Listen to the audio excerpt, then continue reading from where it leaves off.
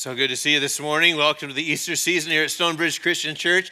And we are going to be taking a look at some of the tougher questions that are asked during the Easter season. Some of them are asked by Jesus. Some of them are asked by us. I just saw one up there that says, "Where is hell?" And obviously you've never been to Yuma, Arizona. So just to let you know, pretty sure you show up there. Anyway, the questions that we're going to answer, or at least try to anyway, over the next few weeks, I'll start with the word why, which is a terrible word, right? If you're a mom, right? It's like, you need to finish your dinner. Why? So you grow up and big and strong. Why? So you'll move out, right? It's like, this is just, and after a while of why questions, and I hope that you'll hang with us through these things, because we're going to ask today the question, why do people hate Jesus so much? I mean, what would lead people to want to kill this guy? And why would they want to kill him? What rose up in their hearts and their lives and their thoughts that we want this guy dead? And again, this guy didn't do anything wrong. He never hurt anybody. He was always, kind, and he brought good wine to stuff. I mean, people should like this guy. I mean, he is a good and kind and generous and helpful. He healed people. He helped people. And yet, within a short period of time, in fact, less time than it takes for you to get through high school, he's dead because people hated him so much. And that's kind of a haunting question to me. It's like, what if Jesus showed up here? What if he showed up in our, now, how long would it take for people to get so mad that they'd want to kill him? Because they would still want to kill him. There's no doubt. I don't think we've got more sophisticated or more intelligent or more religious than they were in the first century. I don't think that there was any, like if he shows up now, within a short period of time, there will be people who will want him dead and out of the system. It'll be a lot easier if Jesus isn't here.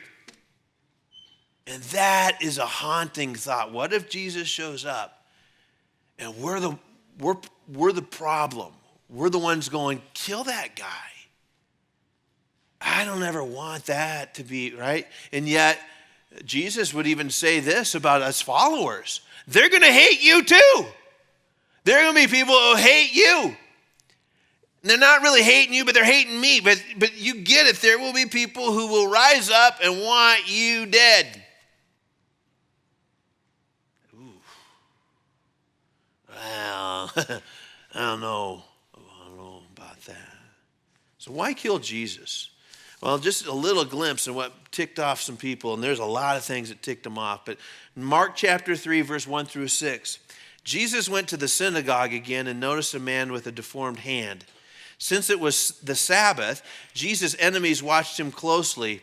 If he healed the man's hand, they planned to accuse him of working on the Sabbath. And Jesus said to the man with the deformed hand, "Come and stand in front of everyone." Then he turned to his critics and asked, "Does the law permit good deeds on the Sabbath? Or is it a day for doing evil? Is this a day to save life or to destroy it?" But they wouldn't answer him. He looked around at them angrily and deeply saddened by their hard hearts. And then he said to the man, "Hold out your hand." So the man held out his hand and it was restored. At once the Pharisees went away and met with the supporters of Herod to plot how to kill Jesus. I mean, this seems like a pretty nice little thing, right? Jesus is in the synagogue. It's their place of worship. It's Sabbath day. Everybody's there. And in the synagogue, there would have been a line of people, the power of people there, the Pharisees. And there'd be some other people there with really cool robes. They're the Sanhedrin. They're a lot like our Supreme Court, but better looking stuff. We're just kind of plain. They have really cool, very ornate robes. And so they're in the front, and the Pharisees are there, and everybody is there for worship. And there happens to be a man there with a withered hand. And we even read in the text there that he wasn't born, we don't think he was born that way. Something must have happened, perhaps an accident of some kind. And everybody is taking a look and see what's going to happen. Will Jesus, who has healed before, will he heal this man on the Sabbath? Now, for you and me, that seems like, of course, why would that be a problem? But for the Jews, the Sabbath day was a pretty special day. It had to go way back to the commandment stuff, the 10 commandments, the top 10 list of things that, as a good follower of God, you have to pay attention to these top 10 things. So let's read Exodus 20, 8 through 11. Remember to observe the Sabbath day by keeping it holy. Right? So the Sabbath is for holiness issues. You have 6 days each week for your ordinary work, but the seventh day is a Sabbath day of rest dedicated to the Lord your God. So this is not just like, hey, I'm going to veg out, I'm going to kick back, I'm going to, not do it, I'm going to lay around, I'm just hang out. There's some holiness issues here. And so he keeps going. He says, on that day, no one in your household may do any work. This includes you. Like that. This includes you. Don't think you can get away with it. It includes you, your sons and daughters, your male and your female servants, your livestock, even your animals. And if there's anybody, foreigners living among you, they can't do any work either. You can't make them do stuff. For in 6 days the Lord made the heavens and the earth and the sea and everything in them, but on the seventh day he rested. That is why the Lord blessed the Sabbath day and set it apart as holy. A couple of Saturdays ago, I stopped off at the church here. I was grabbing some things, just kind of getting ready for the weekend. And there had been a guy who had showed up at our and piled up a whole bunch of food that he intended to give to our food pantry. And he just piled it in front of our office door, literally in front of the office. And it's quite a bit. And I caught him just as he was leaving. It was just like, actually he was going back to get some more. And I said, well, we're not open today. And he says, well, I was told that you're open 7 days a week. I said, well, who would have told you that? He says, the people inside. There's nobody inside. Well, I've been here before. He says, the people in our office told you that we're open 7 days a week? Yeah. I said, God didn't even work 7 days a week. We don't want to work more than God, right? We're not doing that. And he says, well, have a blessed day. And he leaves. And so I guess we do work 7 days a week. I had to pile all this stuff in here, take all this stuff in. Fine. But, God, right, when he created the heavens, all the universe, he worked on that for 6 days and then he rested. Because he was tired? No. Because he was like, I need a day off. I can't wait. Woo, this is going to be weekend, right? He didn't do that. He was like, I can't wait to veg out and kick back. And I just created the Florida coast, for crying out. I'm heading there. He didn't do that. He didn't need to. He wasn't like, I'm exhausted, because God never wears out. But he did know that as human beings are not that way. We are wired up in such a way that if we work that much, if we work 7 days all the time, eventually that's going to be a hazard to our spiritual life, our physical life, our relational life. And we know that probably for a fact, some of us all too well. Maybe we grew up in a home where our dad was a workaholic and there was just a lot of pressure and a lot of stuff and dad was never home. And there was just all this work that was going on. And we kind of got the message that work was way more important than me. And so, we got the message. But then some of us got the message that work is super important and that if we want to succeed, because there's going to be some people who will work a 40. They'll work a 40 and they'll clock out. But if you want to advance in our company, you're going to need to do a little bit more. We kind of expect if you want to get to this level, this VP level, this kind of thing, you're going to be having to give us your Saturdays, right? Maybe you get a Sunday off, but we want more. And after a while, we notice us human beings, we don't do very well in that situation. So the Lord says to his people, this is going to be different than the rest of the folks out there. For the people of God, we're going to take a Sabbath day and rest. And it's going to be for holiness. Now, the folks try well, what does he mean by work? How much can we kind of get away with? What is acceptable? How far? And what do we push? And so, they had all kinds of rules.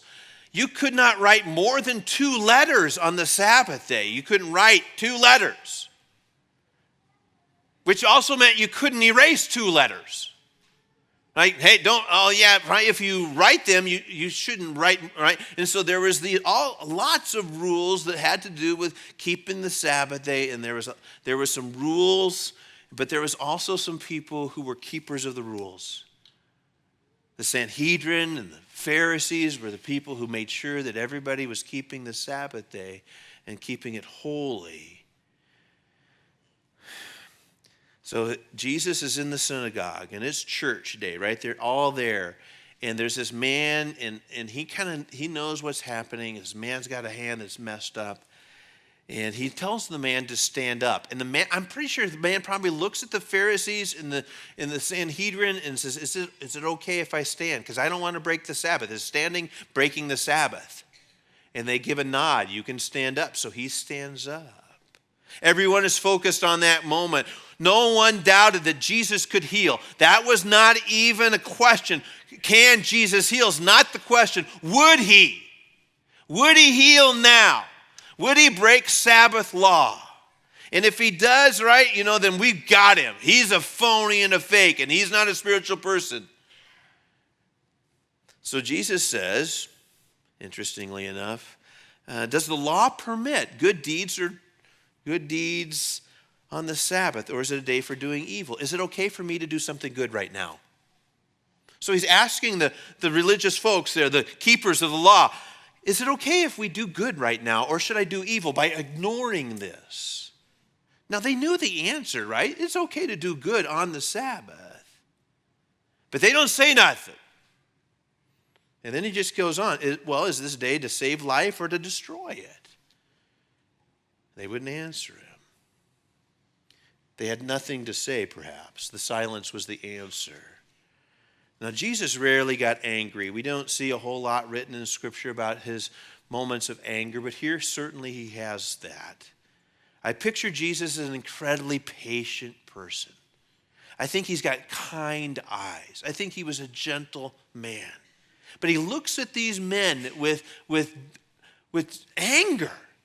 I mean, I've never think about, have you ever seen anybody paint the eyes of Jesus that are angry? No, we want him to look nice.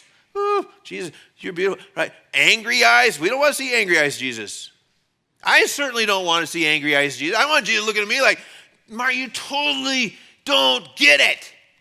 I mean, again, if he's sitting, like if we're here in the room and he's like looking at me like, Mark, that would just, right? And the scary thought would be that day that I would be on the front row with the rest of the folks in their nice little robes going, he better not heal now. He can do it tomorrow. Just put it off for tomorrow. But if you do it now, you're breaking the law. And we don't mess around with lawbreakers here. Whew. So Jesus' heart is breaking. These people don't get it. So Jesus asked the man to stand up. Nobody's breaking any laws right now. Everybody's fine. It's not a problem for him to stand up. It's not even a problem for him to hold out his hand, right? Nobody's breaking any laws. And the moment he holds out his hand is healed. And Jesus didn't even say a word. He didn't say a word. They would like, because Jesus he didn't do nothing. So he's not breaking any laws either. I mean, he doesn't do anything. He is just there. So they're kind of like, uh-oh.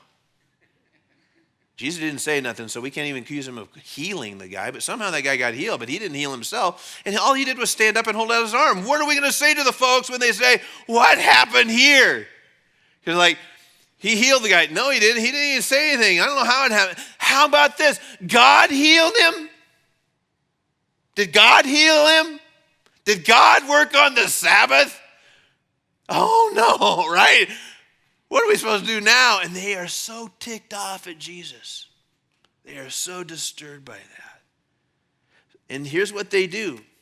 At once the Pharisees went away on the Sabbath day and met with the supporters of Herod, who are people they would never hang out with. No Pharisee, no Sanhedrin guys are going to the Herodians and say, hey, you want to hang out and have a beer? Nobody's doing that. They didn't do that with these guys because these people were unclean. They were spiritually, and certainly on the Sabbath day, they would, or no, we're not hanging out with the Herodians and have barbecue.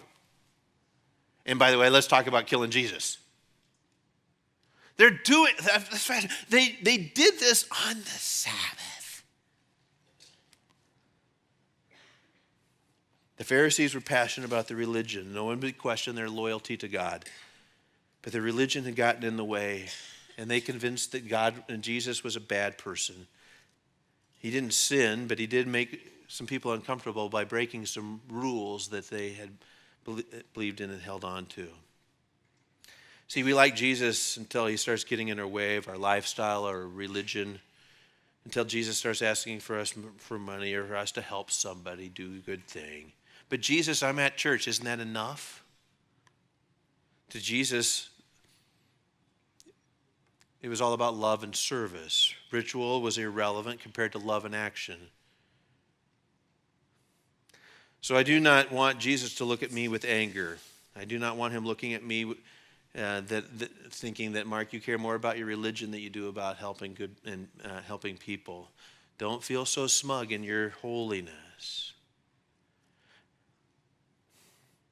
See, sometimes I think if we kind of think, well, I'm good to go if I say my prayers, I go to church more than most people, I don't eat meat on a certain day, I get something on my head, I pray a prayer, the Lord's Prayer. Actually, I pray the Lord's Prayer the right way. You know, there is some right ways of saying it. Because, I don't know, do you ever get confused? Like, you're at some place and they do the Lord's Prayer. Is it debt or debtors or what? It has, trespasses or... I don't know. You know, it's like... And so I'm always nervous at that moment, right? Anybody else get nervous? Like, hey, Dad, give it a little bit. You know, we just kind of mumble through that moment. Fearful, right? Right? We're fearful. I don't think Jesus was saying, don't stop the ritual stuff, by the way. Don't stop going, don't stop keeping the holy day, right? Don't think that, right, you can, because this happened, don't think that you can go and ignore the Sabbath. Right? I don't think he's saying that. But if your religion gets in your way of helping someone, you're missing the point. 1 Corinthians 13, 1 through 3 says, if I could speak all the languages of earth and of angels, but didn't love others, I would only be a noisy gong or a clanging cymbal. If I had the gift of prophecy, and I understood all of God's secret plans and possessed all knowledge, and if I had such faith that I could move mountains but didn't love others, I'd be nothing. If I gave everything I have to the poor and even sacrificed my body, I could boast about it, but I didn't love others, I would have gained nothing. So Paul is even saying here, we can be benevolent, we can give stuff to people and help people out, and we can kind of pat ourselves on the back for thinking, hey, we got this figured out. But if I'm only doing that out of maybe some religious thing or maybe guilt or, I feel bad about this, but I don't love, if all I'm just throwing stuff at it, it's no big deal. If I'm not a patient or a kind or a gentle person, if I become rude or self-seeking or arrogant or unwilling to forgive, all the ritual and all the religious activity of church attending and prayers and all those kind of things are going to eventually make Jesus incredibly angry. So it didn't take very long for the people to go from really loving Jesus to really hating Jesus. A Greek historian, this is kind of how goofy things were for them during this time. Here's what a Greek historian wrote. There are people called the Jews who dwell in a city, the strongest of cities, which the inhabitants call Jerusalem, and are accustomed to rest on every seventh day, at which time they make no use of their arms, nor handle husbandry, nor take care of any of the affairs of life, but spread out their hands in their holy places and pray until evening time. Now it came to pass that when Ptolemy, the son of Lagos, came into the city with his army, these men, observing this mad custom of theirs, instead of guarding the city, suffered the country to submit itself to a bitter lord, and their law was openly proved to have commanded a foolish practice. So what this historian was writing is that there's these Jews who on their seventh day do nothing, right, to protect their city or home, their family. It's a Sabbath day, so they go to their holy places and lift up their hands. But what happens is that an army might come in and kind of take a look, and nobody's going to fight back. Nobody's going to protect anything. No, it was more important for the Jews to keep the Sabbath day and then become slaves to a horrible leader, feeling, well, at least we're okay with God. And it was just goofy, and so that's what happened. That's how they got destroyed. Oftentimes they just come in and say, well, these people aren't going to fight on the Sabbath day. We should be fine. And I think oftentimes we have let our guard down because we feel like we're religious enough. We're fine. And we didn't protect our home or our family or our church. It seemed nothing short to insanity to Jesus as well. They let their religion not only leave their country and their city vulnerable, but they had left themselves vulnerable to a relationship with God. Their religion was ruining their relationship with their Father. And Jesus pointed it out. That's what happened. Jesus pointed that out. My guess is that in the room, here the guy holds out his hand and it's there, it's healed, it's perfect, it's wonderful, right? And it's strong. And everybody's like, oh. And nobody's doing nothing. And then the Sanhedrin people get up, right? The Pharisees get up. They leave. And like, whoa. And as soon as they leave, I bet everybody else went, that's awesome. And joy was everywhere. And they're just going crazy. And people are hugging. And they're like touching the guy's hand. And Jesus is like, this is sweet, man.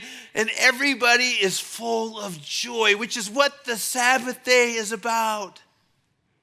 Right? It was about the joy that we have by being with God. And so my guess is that, yes, it was a moment which nobody's going to forget. Remember that day? Remember, that was great. Because they, I think for the most part, understood that the system they were in and under wasn't bringing them closer to God.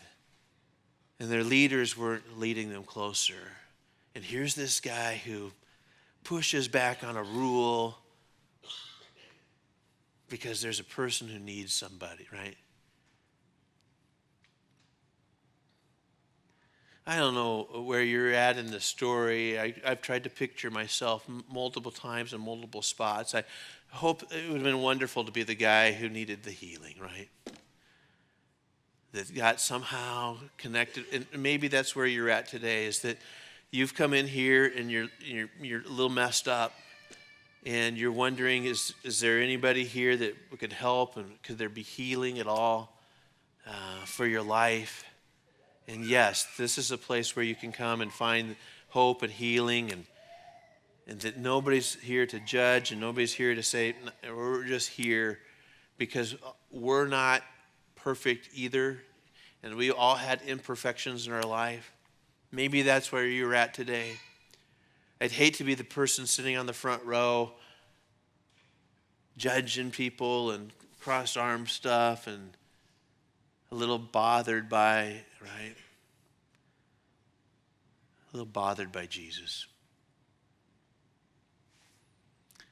And so maybe we take a look inside at this Easter season, that the rules and regulations that we maybe, or rituals that we might be participating in this season would draw us closer to God. I'm not saying don't do that. I'm just saying don't rely on the not, doing things just to make you feel like I want those moments, because Jesus says, please keep the Sabbath day.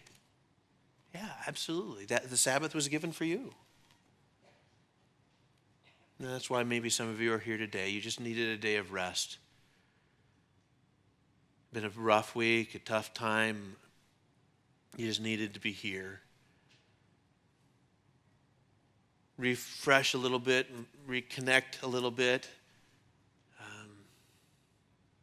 Tap into something here. And so we're going to spend some time singing and sharing today. When you came in today, and just kind of point you towards this, that there's some big poster stuff out there in our lobbies and all our lobbies on campuses today. And it says, who are you going to invite? And so you're like, what's that? We just want you to think about who are you going to invite to our Easter services. And I know for me that when I write something down, it becomes a little bit more real instead of I just thinking about it. Because if I just think about it, I don't even have to do it. If I don't want to, I'm just thinking about it. So if I write something down, and I wrote my neighbor's name on there today, and I'm going to invite their family to come with us to Easter service. But it helped me because it kind of got it real. And more people will come at an Easter service at any time than any other time of the year. And so it's a really important time. We've added some more times for you to come. And if you're out of town on Sunday morning, Saturdays are available, and there's lots of fun things. Maybe it's just like I don't know, but I can invite my friends to come to an Easter egg hunt. They got little kiddos tending to write their name on it. For crying out loud, that's perfect. That'd be great. It starts with an invite, though. Right. So following the service, when we're done, you can go out there and write somebody's name on there, and we're not going to put it on Facebook like, hey, I think that's me. We're not going to do that. Right. You don't have to stand by and go, right. Take it, here we go. Right. It's just a way for you to kind of go, I want to be serious this year because I didn't do it last year. I got some people I want to invite, and I hope you'll do that, right? Let's pray. And thank you so much for, I can't even imagine that day for that man whose hand got healed, and that all of a sudden his life was better because he came to church, and you were there. And I got a feeling that there are some people here today that came here and their life is going to change for the better because you are here. And they have at least got a little glimpse today of your kindness and your goodness and your heart. And Lord, I know that we mess things up sometimes. We get super judgmental and we're super messed up with feeling superior and like we got religion figured out, and yet none of us here today can claim any of that.